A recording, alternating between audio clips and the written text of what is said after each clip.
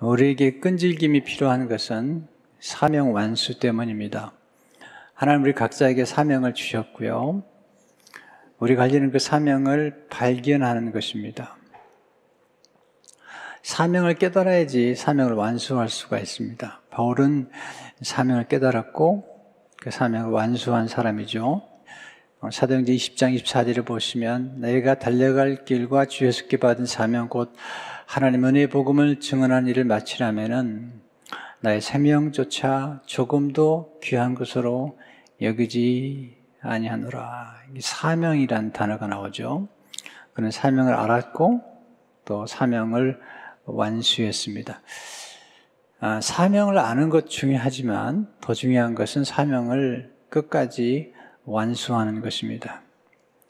오늘 이 짧은 말씀 속에 우리가 배울 수 있는 소중한 교훈들, 첫째로 하나님은 우리가 사명을 따라 살기를 원하십니다. 사명이라는 말과 함께 우리가 자주 사용하는 단어는 소명입니다. 소명이라는 부르심을 말합니다. 부르심.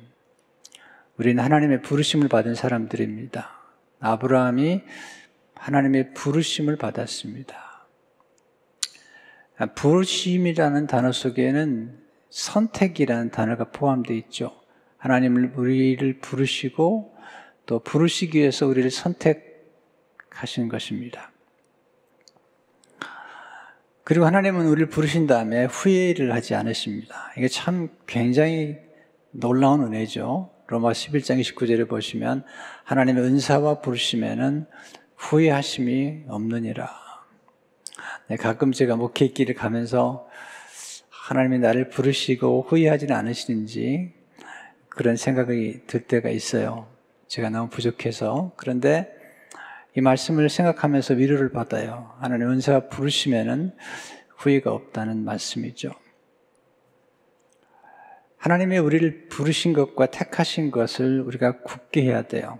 그래야지 흔들리지 않은 생애를 살 수가 있죠. 베드로후서 1장 10절에 보시면 그럼 형제들아 더욱 힘써 너희 부르심과 택하심을 굳게 하라. 너희가 이것을 행한즉 언제든지 실족하지 아니하리라.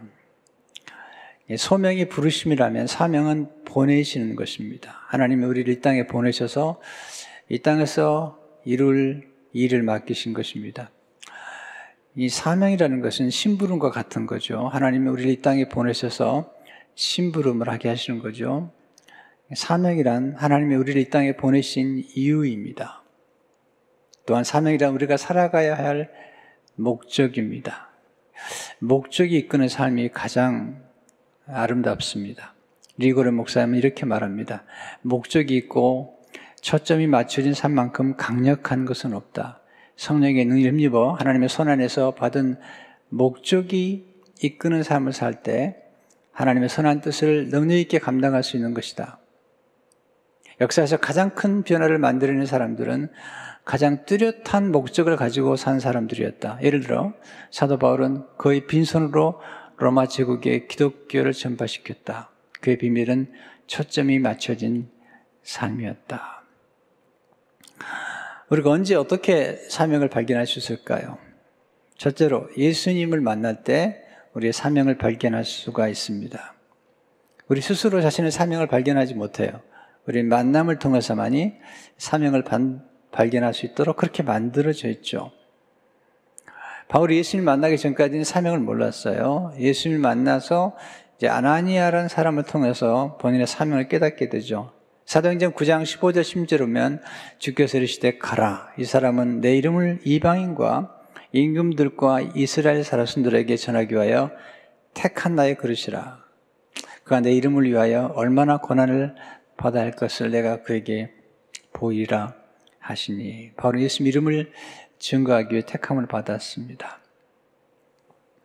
제가 예수 믿는 때 사형리를 가지고 전도를 했습니다. 근데 사형리의 첫 번째 영적인 법칙 중에 하나는 하나님이 당신을 사랑하십니다. 그리고 당신을 위한 놀라운 계획을 가지고 계십니다.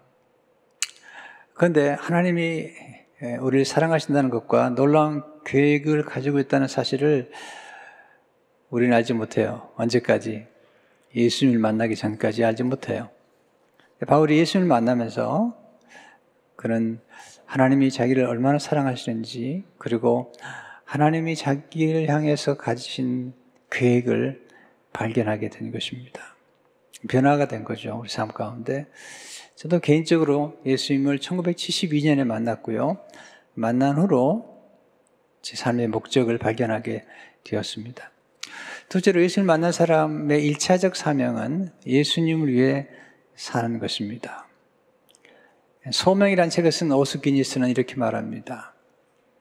그리스도를 따르는 자로서의 1차적인 소명은 그분에 의한, 그분을 향한, 그분을 위한 것이다. 예수님을 위한 삶. 이게 우리의 부르심이고요.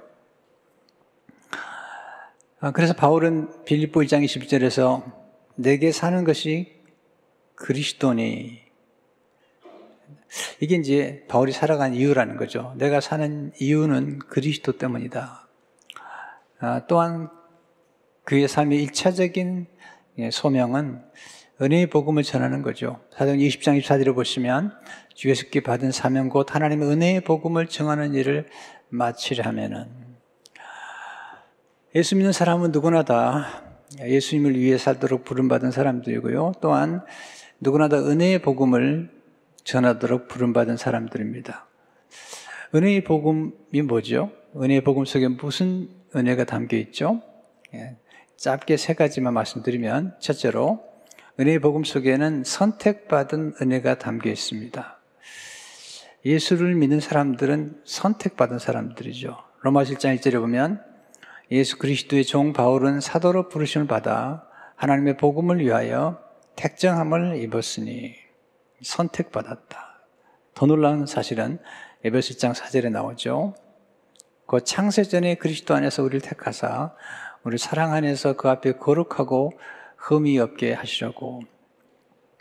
75억 인구 가운데 우리가 예수를 믿게 되는 것은 하나님의 선택을 받았다는 것입니다. 둘째로 은혜의 복음 속에는 용서의 은혜가 담겨 있습니다. 우리는 다 죄인들이죠. 근데 하나님이 우리의 죄를 용서해 주시고, 우리가 지은 모든 과거의 죄, 그 현재 지은 죄, 앞으로 지을 죄까지도 죄가 없는 것처럼 용서해 주신다는 거죠. 이게 은혜의 복음이에요. 이것은 우리가 이해할 수 없어요. 이건 선물이죠. 바울이 예수 믿기 전에 그는 비방자의 박해자, 회방자로 살았습니다. 그럼 이렇게 고백하죠. 디모데서 1장 13절을 보면 내가 전에는 비방자의 박해자요 폭행자였으나 도리어 긍휼히 입은 것은 내가 믿지 아니할 때에 알지 못하고 행하였습니다. 하나님 은혜로 그를 용서하셨어요.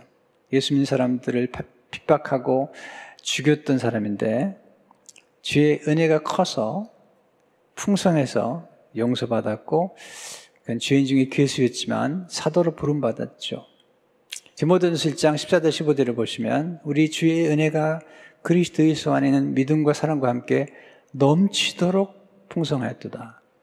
미쁘다. 모든 사람이 받을 만이 말이에요.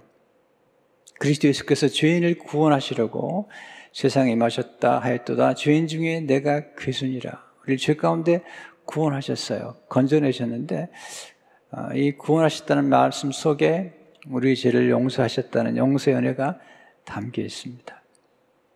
놀랍지 않으세요? 우리 지나간 모든 죄가 용서받았을 뿐만 아니라 마치 죄 없었던 것처럼 여겨주시는 거예요. 셋째로 은혜 복음 속에는 일꾼으로 부름받은 은혜가 담겨 있습니다. 바울은 용서받은 은혜에 대한 감사와 함께 그를 일꾼 삼으신 것에 대해서 감사해요.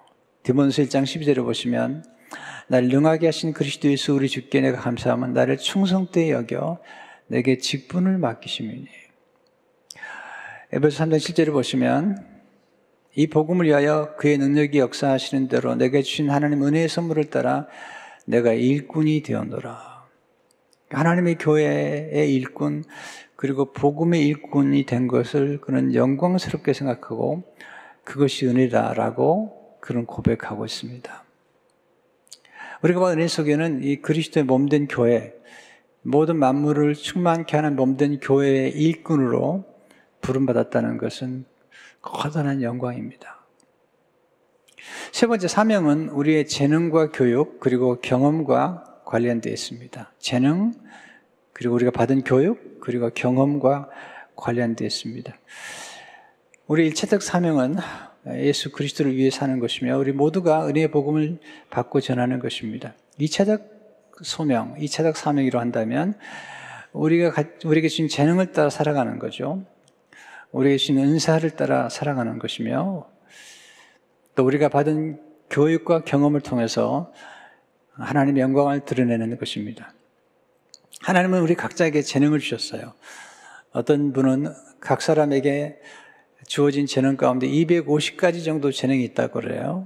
많은 재능을 주셨죠. 그 중에서 한 5개가 두드러지고 그 중에서 한 3개나 1개는 아주 두드러진다는 것입니다. 재능이 뭐죠? 재능은 우리가 잘하는 거죠. 또 잘 배우는 것이고 또 계속 잘 배우는 것이고 또 우리가 어떤 재능을 발휘했을 때 사람들이 너무 좋아하는 거예요. 너무 즐거워하는 거죠. 그걸 우린 재능이라고 그러죠. 특별히 예술적 재능이나 또는 스포츠 이런 재능들은 많이 타고나는 것 같아요. 어떤 재능들은 이렇게 후천적으로 개발될 수 있지만 어떤 것들은 타고나는 것이죠. 오늘 우리가 오케스트라 연주하시는 분들을 우리가 만나는데요. 처음 오늘 찬양이 시작될 때 플룻이 연주가 됐죠. 너무 신비롭지 않아요? 그 목소리가. 네. 타고난 것 같아요. 저는 아마 매일 연습해도 안 돼요. 그러니까 노력해서 안 되는 게 있습니다. 이렇게 음악이나 또는 스포츠나 또는 이렇게 뭔가 그 기술을 가지거나 이런 것들은 상당히 많은 경우에 노력도 필요하지만 재능이 있어야 되고 재능을 발견하고 또 계속 연마를 해야 되겠죠. 그런 면에서 재능은 발견하는 것이고 그리고 발견한 다음에 그것을 또 연마하는 것입니다. 중요한 것은 우리가 재능이나 은사를 발견하기 위해서는 봉사를 해야 돼요. 섬겨봐야 돼요. 주님의 교회에서 봉사할 때 내게 주신 재능을 알게 돼요. 재능은 여러 가지잖아요. 예. 어떤 분은 디자인을 탁월하게 하는 분도 있고 어떤 분들은 음식을 또 잘하는 분이 계시잖아요. 그러니까 사람마다 각각 다르거든요. 그런 재능들을 발견해 보려면 여러 가지를 시도를 해봐야 되죠. 리고리 목사님 이렇게 말해요.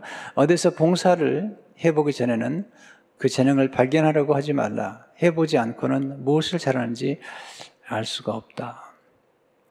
참 제가 감사한 건 제가 미국에 82년에 왔는데 제일 먼저 제가 맡았던 부서가 유치부예요. 유치부. 그래서 유치부부터 시작해가지고 초등부, 중등부, 고등부를 다 거쳐봤거든요. 그리고 교회에서 해야 되는 모든 일들을 다 해봤어요. 청소뿐만 아니라 운전, 그리고 교회 신문 만드는 것, 또 주보 공동회의로 만드는 것, 교육 백서를 만드는 것, 이런 여러 가지 일들을 교회에서 해보면서 제게 이제 특별하게 두드러진 재능이 있다는 것을 발견하는 거죠. 그 중에 하나가 이제 글 쓰는 은사가 내게 있다는 것을 발견했습니다. 우리 사명은 우리가 받은 교육과 경험과 관련되어 있죠. 바울은 가말리엘 문화에서 교육을 받았고요. 또 그는 가말리엘 문화생으로 탁월했던 인물이죠. 또한 그는 천막 짓는 일을 통해서 생계를 유지했던 사람이죠. 예수님 목수였어요. 이 목수와 사람을 키우는 것과는 굉장히 밀접한 관계가 있습니다. 이게 이제 우리가 살아오면서 어떤 교육이나 경험들이 우리의 궁극적인 사명, 궁극적인 데스티니를 이루는데 굉장히 도움이 되는 거예요. 목수는 나무를 잘 선택하죠. 또 나무를 키우죠. 또 남의 결을 따라 나무를 이제 사용하죠. 또는 집을 짓기도 하고 다리를 놓기도 하고요. 예수님이 하신 일들은 처음에는 목수일을 하면서 나무를 알아봤던 거죠. 나중에 예수님께서 제자들을 선택할 때 보면 사람을 알아보는 거죠. 그리고 제자들의 결을 따라 그들의 재능과 은사와 기질과 성향을 따라서 그들을 쓰신 것을 볼 수가 있죠. 또 제자들은 이제 고기 잡는 어부들이었죠. 몇 사람은 고기 잡는 것과 사람을 얻는 것과는 밀접한 관계가 있죠. 그렇게 우리 인생에 경험과 또는 교육과 재능을 통해서 사명을 이루게 하는 것입니다. 우리 잘 모르지만 누군가 우리 찾아와서 우리에게 이야기해 줄 수 있어요. 피드백을 주기도 하고 또 내가 지켜봤는데 이게 참 이런 재능을 가지고 있다 이렇게 얘기도 하죠. 제가 이제 89년도에 처음으로 교회를 개척하고 파사데나 지역에서 예배를 드렸는데요. 파사데나에 풀로 신학교가 있죠. 근데 하루는 풀로 신학교에서 공부하는 2명의 목사님이 찾아왔어요. 한 분은 신약학으로 박사학위를 하는 분이었고 한 분은 선교학으로 박사를 하는 분인데 두 분 다 아주 탁월한 분들이셨어요. 이제 찾아와서 저에게 멘토가 되달라고 부탁했어요. 제가 깜짝 놀랐어요. 왜냐하면 저는 박사학위를 한 사람도 아니고 평범한 목회자고 그것도 교회가 큰 것도 아니고 아주 작은 교회에서 목회를 하는데 두 분이 찾아와서 제가 사양을 했습니다.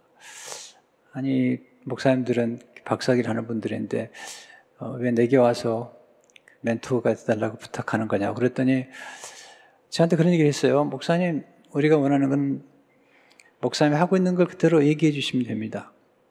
어떻게 큐티하고 말씀 묵상하고 무슨 책을 읽고 어떻게 학습하고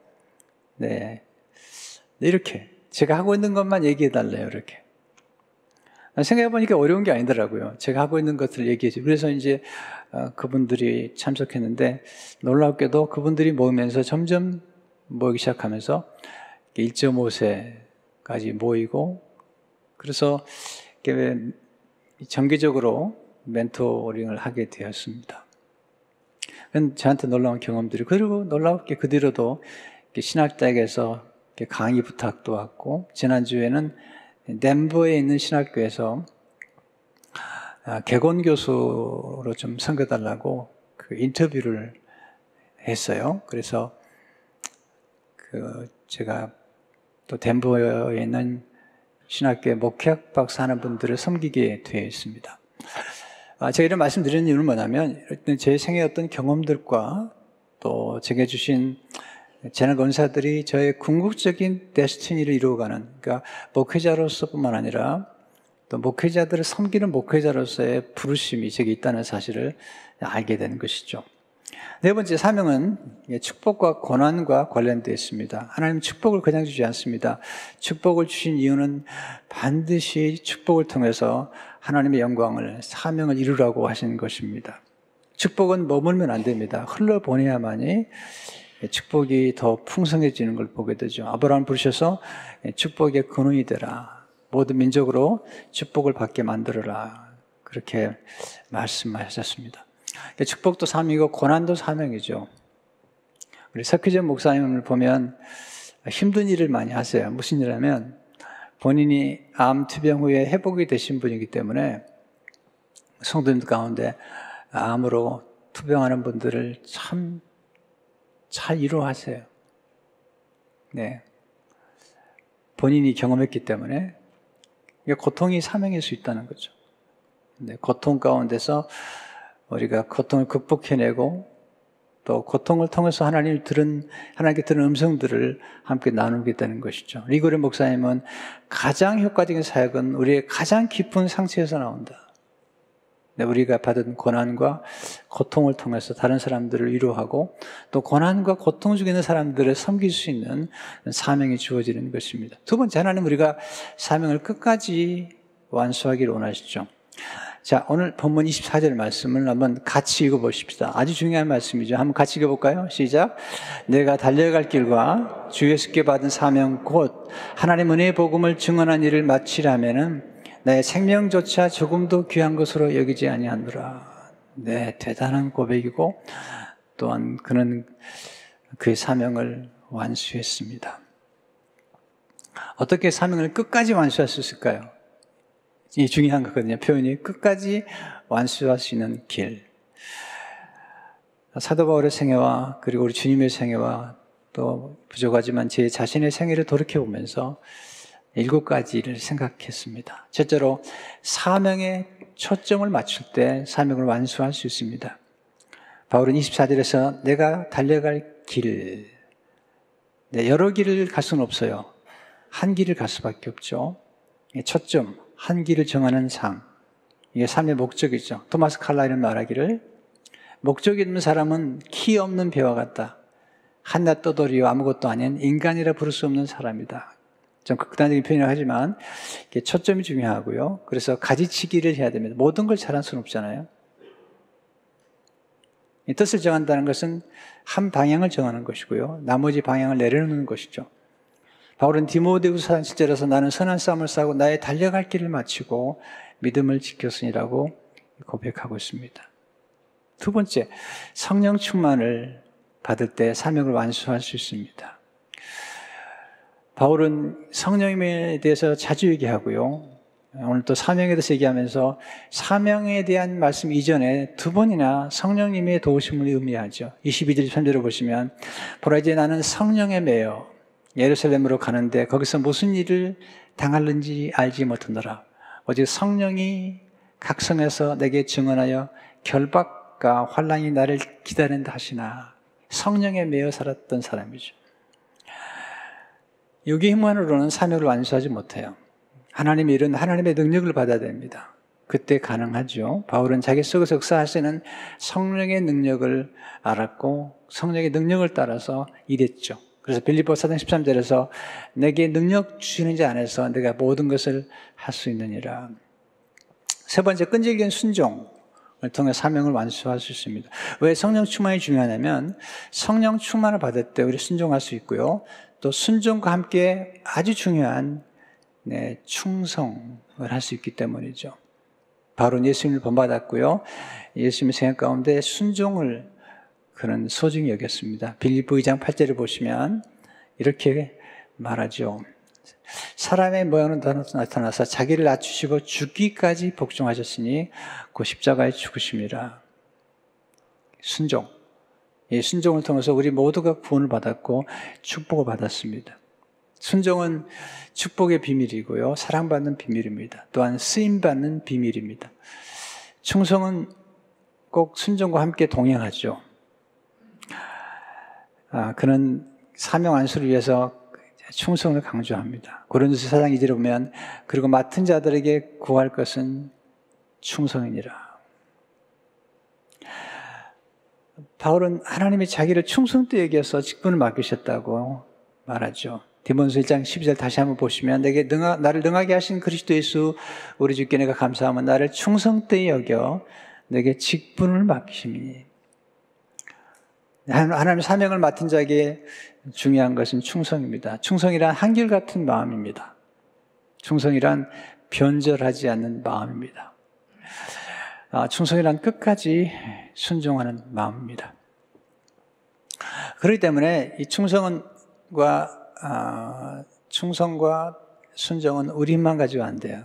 그래서 성령의 충만함이 필요해요. 성령 충만을 받을 때 끝까지 순종하고 그래 충성할 수가 있는 것입니다. 네 번째, 끈질긴 기도를 통해서 사명을 완수할 수 있습니다.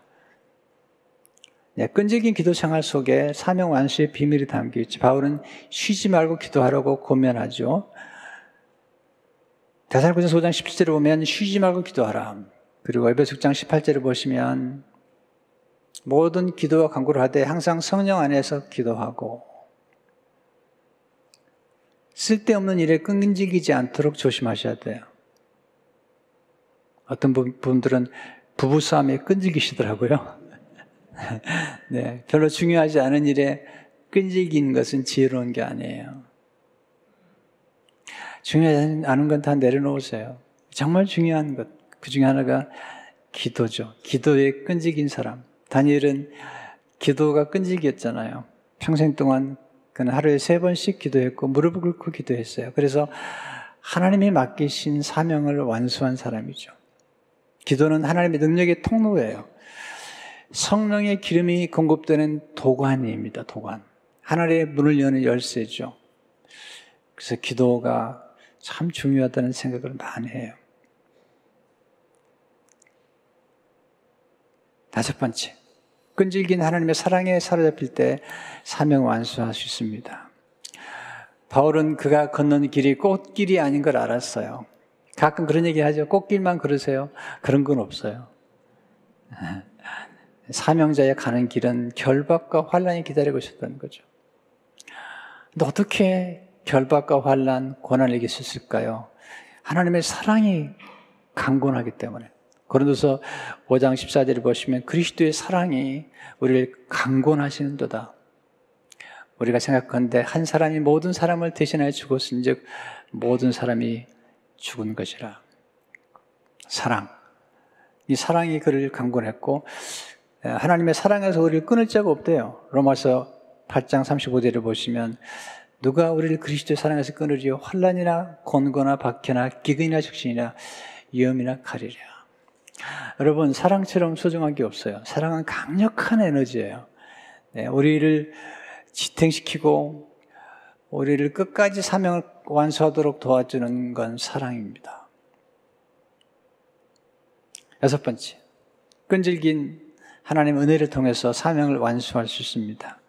바울을 붙잡아준 건 은혜죠. 은혜의 복음, 은혜의 성령에서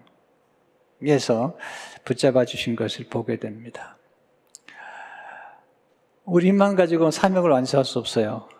은혜죠. 바울은 하나님의 은혜라는 사실을 강조하죠. 고린도서 15장 10절을 보시면 그러나 내가 나 된 것은 하나님의 은혜로 된 것이니 내게 주신 그의 은혜가 뜨지 아니하여 내가 모든 사도보다 더 많이 수고했으나 내가 한 것이 아니요 오직 나와 함께 하신 하나님의 은혜로다. 놀라운 고백이죠. 하나님 은혜. 은혜가 없이는 사명을 완수할 수 없습니다. 은혜라는 말은 기회와 같은 거예요. 어떤 분 재능이 탁월한데요. 기회가 주어지지 않아요. 참 안타까워요. 음악하는 분들은 무대가 필요한데 이게 아무리 탁월해도 무대가 주어지지 않으면 이렇게 빛을 발할 수 없거든요. 하나님의 은혜가 필요해요. 하나님의 은혜가 주어질 때 재능을 발휘할 수 있는 기회가 주어지는 거예요. 그래서 참 겸손해야 돼요, 우리가. 왜냐하면 하나님의 은혜가 없이는 또 하나님이 우리에게 주시는 기회가 없이는 사명을 완수할 수 없어요. 저는 강단에 설 때마다 두려운 마음으로 그리고 영광스러운 마음으로 서요. 왜냐하면 제게 말씀을 증거할 기회를 주시고 또 교회를 맡기시고 또 강단을 허락해 주시는 은혜에 감사해서 두려운 영광이라는 생각이 들어요. 마지막으로 동역자들과 함께 할 때 사명을 완수할 수 있습니다. 바울은 예수님과 동행했고 성령님과 동행했고요. 또한 충성된 동역자들이 있었습니다. 하나님은 원래 혼자 일하는 분이 아니세요. 성부와 성자와 성령 하나님이 하모니를 이루어 일정한 질서와 일정한 위치 안에서 아름다운 연합을 이루어서 일하시는 분이세요. 교회에서도 마찬가지죠. 하나님이 항상 원하시는 것은 함께 동역하는 거예요. 바울 곁에는 충성된 동역자들이 있었죠. 그는 동역자를 키웠고 함께했고 또 그의 생일을 맞았을 때 동역자들에게 바통 터치를 잘했던 분이죠. 그 함께 동역했던 분들을 디모데에게, 디도에게 바톤을 터치해줬죠. 바울이 로마에 있을 때 자기 사랑하는 영의 아들 디모데를 부르죠. 그리고 마가를 데려오라고 얘기하죠. 디모데서 4장 11절을 보시면 누가만 나와 함께 있느니라. 내가 올 때 마가를 데리고 오라. 그 나의 일에 유익하니라. 누가는 의사였습니다. 바울이 몸이 약했잖아요. 그래서 바울 곁에는 항상 누가가 따라다니면서 바울을 몸을 돌봐줬고 또 누가가 탁월했어요. 그래서 사도행전을 기록하고 누가복음을 기록했어요. 그리고 베드로가 키운 마가를 이제 바울이 그리워하고 그리고 디모데에게 속히 내게로 오라. 동역자를 귀여겼습니다. 저는 동역하는 걸 참 기쁘게 생각합니다. 그래서 우리 목회자들과 함께 동역하고 또 우리 참 존경하는 장로님들과 함께 늘 동역합니다. 그리고 성도님들과 늘 동역합니다. 어떻게 사역이라는 것은 오케스트라를 연주하는 것과 똑같아요. 지휘자가 있고요. 그리고 각 악기 연주자들이 있잖아요. 또 우리 성가대가 있고, 네. 다 귀해요. 모든 게 귀해요. 모든 악기가 다 귀한 거예요. 어떨 때는 한 번 땅 치는 거, 이거 뭐라고 그러죠? 네. 딱 한 번 치고 돈 받더라고요. 그런 얘기를 하더라고요. 제가 한 얘기가 아니고, 연주한 분들이 그렇게. 때는 딱 한 번, 근데 그 한 번 치기 위해서 기다리는 거거든요. 그래야지 음악이 되니까. 그래도 마찬가지거든요. 여러분 역할들이 다 귀중한 거예요. 어떤 목사님께 한 신자가 찾아와서 목사님 너무 죄송해요. 제가 하는 일이 없고요. 제가 하는 일은 자리 지키는 것밖에 없네요. 그때 목사님이 그거 정말 중요한 일이라고. 목사를 가장 격려하고 목사에게 힘을 주는 게 뭔지 아냐고. 자리를 지켜주는 것. 오늘 또 이렇게 자리를 지켜주시니까 제가 너무 힘이 나는 거 있죠. 네. 성가대 어떤 분은 노래 잘 못해도 자리를 지켜줘요. 얼마나 감사한지 몰라요. 근데 더 많이 자리를 지켜주면 더 좋을 것 같아요. 어떤 분들은 제가 나이가 들어서요. 그렇게 생각하지 마세요. 가장 좋은 사역은 전부기도거든요. 하나님 우리에게 각자에게 주신 사명들이 있기 때문에 우리 모두가 같이 협력해서 우리가 교회를 세워나가고 그리스도의 몸된 교회를 통해서 이루시기 원하시는 하나님의 위대한 선교 사명을 함께 이루어가고 있는 것입니다. 하나님 나라의 초점을 맞출 때 사명을 완수할 수 있습니다. 25절 마지막 본문을 보시면 보라 내가 여러분 중에 왕래하며 하나님의 나라를 전파했으나 이제는 여러분이 다 내 얼굴을 다시 보지 못할 줄 아노라. 하나님의 나라를 전파했다. 바울은 하나님의 나라를 생각했어요. 하나님 나라가 그 안에 있었고요. 하나님 나라를 생각했죠. 우리는 영원한 세계를 바라보면서 살아가는 사람들이에요. 또한 영원한 상급을 또 바라봐요. 바울은 물론 바울의 생각 가운데도 참 보람을 느끼고 많은 기쁨을 누린 것 같아요. 바울이 또 동역자들과 함께해서 고난도 있었지만 고난 이상으로 그런 큰 기쁨과 보람을 느꼈던 사람이에요. 교회를 개척하고 또 사역이 번성한 걸 바라보면서 얼마나 기뻤겠어요. 저도 목회하면서 힘든 일도 있지만 많이 기쁘거든요. 이렇게 열매를 맺고 또 성도들이 성장하고 또 아름다운 선교 사역이 이루어지고 또 우리 목장님들이 헌신하고 이런 거 보면 참 되게 큰 기쁨이 있거든요. 그렇지만 바울이나 저나 또 성도 여러분들이나 진정한 상급은 이 땅에 있지 않다는 거예요. 영원한 나라에 있는 것이죠. 그래서 빌립보 3장 14절에서 그의 생애 마지막에 쓴 옥중서신에서 표대를 향하여 그리스도 예수 안에서 하나님이 위에서 부르신 부름의 상을 위하여 달려가느라. 이 상, 면류관, 의의 면류관, 생명의 면류관, 영광의 면류관을 보면서 달려갔다고 고백하고 있습니다. 우리 주님이 이 땅에 오신 것은 사명 때문에 오셨습니다. 그 사명은 우리를 회복시키고 죄로부터 우리를 자유케 하시고 우리에게 영생을 주시고 우리를 하나님의 자녀 삼으시고 하나님의 나라를 상속자로 주시기 위해서 오셨어요. 근데 그 길은 고난의 길이었어요. 십자가의 길이었어요. 그러나 거기서 끝난 게 아니라 부활을 통해서 영광스러운 부활을 통해서 우리를 구원하시고 하나님의 맡기신 모든 사명을 이루신 그 영광을 우리가 보게 됩니다. 성도 여러분 다 귀한 것입니다. 네, 예수님 이 땅에 태어나게 했던 마리아, 다음 주에 좀 마리아 얘기를 조금 할 것 같은데요. 그리고 사도 바울을 낳아 키웠던 어머니. 여러분, 자녀를 하나님의 말씀으로 키우고 기도로 키우는 것 다 귀한 것입니다. 우리가 하는 일 가운데 소중하지 않은 일이 없습니다. 마틴 루터가 그런 얘기를 했다고 그러잖아요. 결혼한 다음에 남편이 아이를 키우는 아내를 도와주기 위해서 기저귀를 갈아줄 때 천사들이 미소를 짓는다고 그렇게 얘기했다고 그래요. 어떤 일도 다 귀한 것이죠. 그것이 그리스도의 영광을 위한 일이라면 여러분 오늘 이 말씀을 듣고 각자에게 주어진 그 나름대로의 사명을 완수하는 가운데 하나님 앞에 큰 상급 받으시기를 주의 이름으로 축원합니다. 하나님 감사합니다. 오늘 주신 말씀 가슴에 새기며 주어진 사명, 각자에게 주어진 사명을 잘 완수하도록 도와주시고 한나는 사무엘을 키웠습니다. 하나님 아버지, 우리가 알지 못하는 바울의 부모님은 바울을 키웠습니다.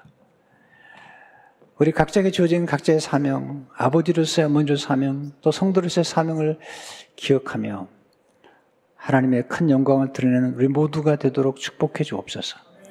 예수 이름으로 기도하옵나이다. 아멘.